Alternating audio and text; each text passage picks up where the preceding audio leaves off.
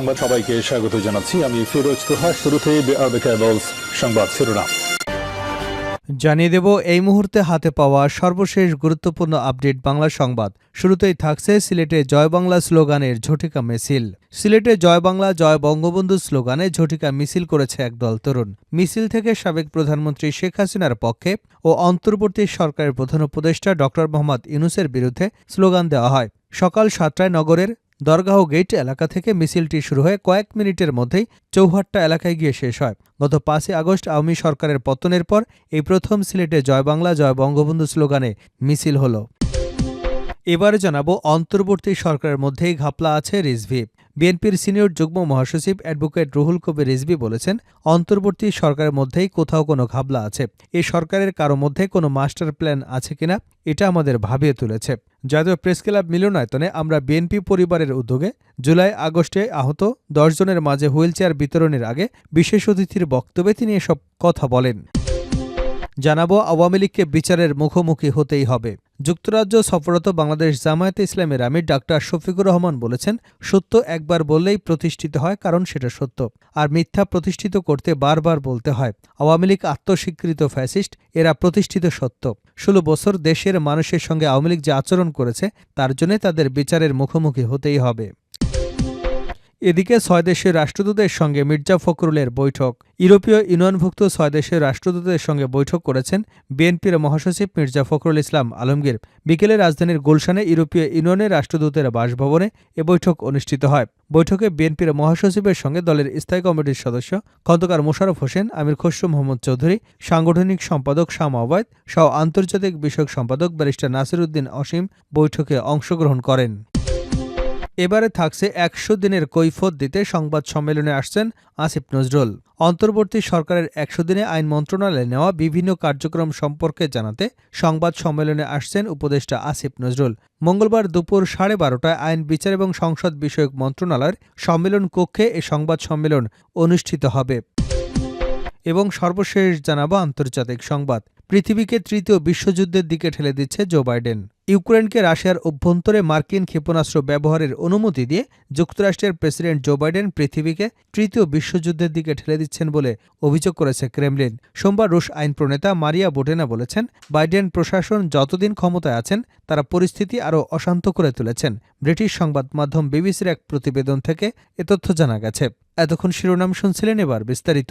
প্রিয় দর্শক, আপনি যদি এই চ্যানেলে নতুন হয়ে থাকেন, ভিডিওটি দেখতে দেখতে চ্যানেলটি সাবস্ক্রাইব করে আমাদের সঙ্গে থাকুন। আর এই ভিডিও সম্পর্কে আপনি আপনার মূল্যবান মতামতটি কমেন্ট বক্সে জানিয়ে দিন। আর হ্যাঁ প্রিয় দর্শক, জানিয়ে দিন ভিডিওটি কোথা থেকে দেখছেন। সিলেটে জয় বাংলা জয় বঙ্গবন্ধু স্লোগানে ঝটিকা মিছিল করেছে একদল তরুণ।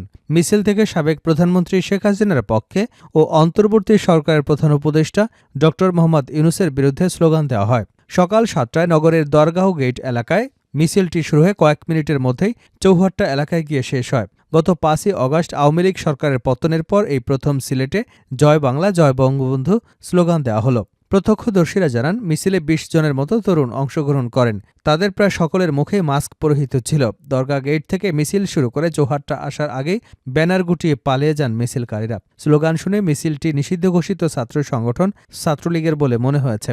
তবে সামাজিক যোগাযোগ মাধ্যমে ছড়িয়ে পড়া মিছিলটির ছবি এবং ভিডিও চিত্রে ছাত্রলীগের পথধারী বা পরিচিত কোনো নেতাকে দেখা যায়নি। মিছিলকারীরা হাতে একটি ব্যানার নিয়ে মিছিলে অংশ নেয়। ব্যানারে লেখা ছিল, সিলেটের মাটি শেখ হাসিনার ঘাঁটি, অবৈধ আইসিটি কোড জনগণ মানে না। তবে এমন মিছিলের ব্যাপারে কিছু জানেন না বলে জানিয়েছেন সিলেট কোতোয়ালি থানা মডেল ভারপ্রাপ্ত কর্মকর্তা মোহাম্মদ জিয়াউল হক। তিনি বলেন, এরকম কোনো মিছিলের কথা শুনিনি, খোঁজ নিয়ে দেখছি। অন্তর্বর্তী সরকারের মধ্যেই ঘাপলা আছে রিজভী। বিএনপির সিনিয়র যুগ্ম মহাসচিব অ্যাডভোকেট রুহুল কবির রিজভী বলেছেন, অন্তর্বর্তী সরকারের মধ্যেই কোথাও কোনো ঘাপলা আছে। এ সরকারের কারো মধ্যে কোনো মাস্টার প্ল্যান আছে কিনা এটা আমাদের ভাবিয়ে তুলেছে। সোমবার জাতীয় প্রেসক্লাব মিলনায়তনে আমরা বিএনপি পরিবার আয়োজিত আগস্টে আহত ১০ জনের মাঝে হুইলচেয়ার বিতরণের আগে বিশেষ অতিথির বক্তব্যে রিজভী এসব কথা বলেন। অনুষ্ঠানের প্রধান অতিথি হিসেবে ভার্চুয়ালি বক্তব্য রাখেন বিএনপির ভারপ্রাপ্ত চেয়ারম্যান তারেক রহমান। বিএনপি সহ গণতন্ত্রকামী রাজনৈতিক দলগুলোর সমর্থনে অন্তর্বর্তী সরকার দেশ চালাচ্ছে, এমন মন্তব্য করে রিজভী বলেন, গতকাল আন্তর্জাতিক মিডিয়াতে অন্তর্বর্তী সরকারের প্রধান একটি সাক্ষাৎকার বক্তব্য দিয়েছেন। সেই বক্তব্যে আমার মনে একটি প্রশ্ন জেগেছে। তিনি বলেছেন, 4 বছর লাগবে সংস্কার করতে। কিন্তু কেন? বিএনপি নেতা বলেন, অবাধ ও সুষ্ঠু নির্বাচনের জন্য আমাদের লড়াই, বাক স্বাধীনতার জন্য লড়াই। যে ছেলেদের আজ 20-22 বছর বয়স, তারা ভোট দিতে পারেনি, তারা ভোট দেওয়া জানে না, তারা আর কত সময় অপেক্ষা করবে? অন্তর্বর্তী সরকার হবে গণতন্ত্রের প্রতীক, গণতন্ত্রের মডেল। তা না করে এই যে প্রলোভিত করা আমাদের মনে হচ্ছে কোথাও কোনো জটিলতা হচ্ছে, গণতন্ত্র চর্চা এবং গণতন্ত্রের বিকাশ কোথাও কোনো সমস্যা হচ্ছে। তা না হলে তিনি কেন একথা বলেছেন? এত লম্বা সময়ের কথা বলেছেন। এ সরকারের মধ্যেই কোথাও কোনো ঘাপলা আছে। এই সরকারের মধ্যে কেউ মাস্টার প্ল্যান আছে কিনা, এটা আমাদের ভাবিয়ে তুলেছে। বিএনপির এই মুখপাত্র বলেন, আওয়ামী লীগ কত প্রোপাগান্ডা ছড়িয়েছে। আওয়ামী লীগের সাধারণ সম্পাদক ওবায়দুল কাদের নিজে বলেছেন, বিএনপি ক্ষমতায় আসলে আওয়ামী লীগের 1 লক্ষ লোক মারা যাবে। কোথায় 1 লক্ষ লোক মারা গেল? রিজভী বলেন, বিএনপি ক্ষমতায় থাকা অবস্থায় শেখ হাসিনা বলেছিল মালয়েশিয়াতে তারেক রহমানের নামে ইন্ডাস্ট্রি আছে, কারখানা আছে।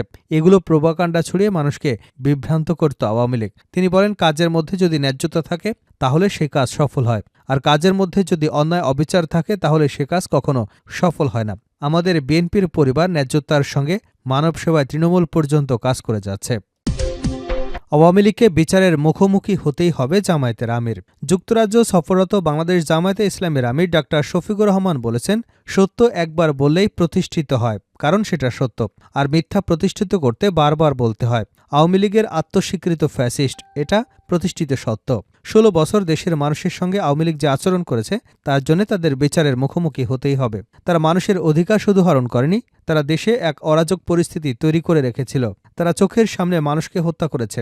আমরা চাই ন্যায় বিচার প্রতিষ্ঠার মাধ্যমে তাদের বিচার হোক। ডাক্তার শফিকুর রহমান আরও বলেন, আমি নিজেও অন্যায় অবিচারের একজন ভিকটিম।